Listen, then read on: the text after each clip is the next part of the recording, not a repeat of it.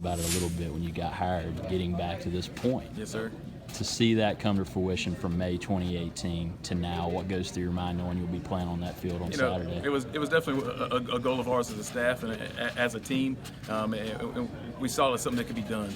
The boys really worked hard this offseason, and it's going to be a special day on Saturday.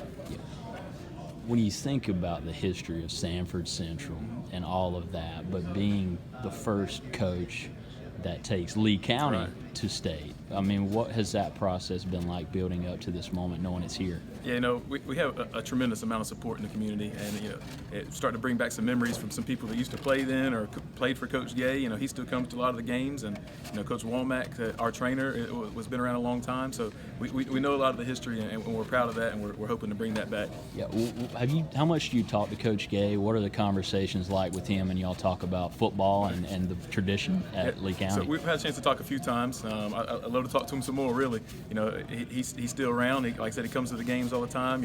He came and a bust was made from the last championship team, and they put it in the stadium. But he likes to reflect on some of the games that from back in the day. I'm from Southwest Onslow and Jacksonville, so he was telling me about some games from back then when Jacksonville was the team that had to play as well. So it's always great talking to him. Yeah. Is there anything he said that kind of stood out to you that you continue to go back to? I think just the overall community feel that he said, talking about that, talking about how the stadium used to always be packed, and that's what we're trying to get it back to, and it was there last Friday, so that was great to see. Yeah, obviously a lot of big names on the roster, Coach, but when you think about a football team, it's got to be those 11 guys as a whole.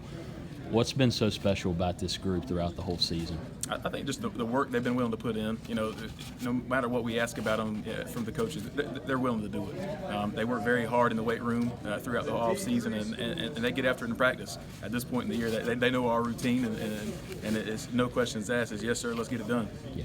How would you best describe the group at this point? Yeah, I think as a family, I think they truly do care about each other. When one guy makes a big play, they're all excited for him. They want to be the next one to do it as well.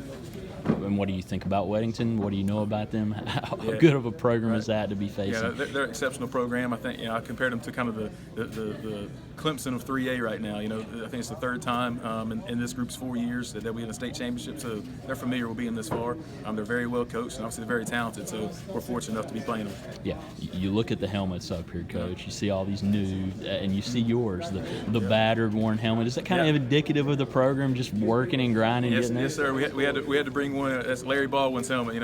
Larry gets after every day, and he's one of our leaders, so we want to show that one off.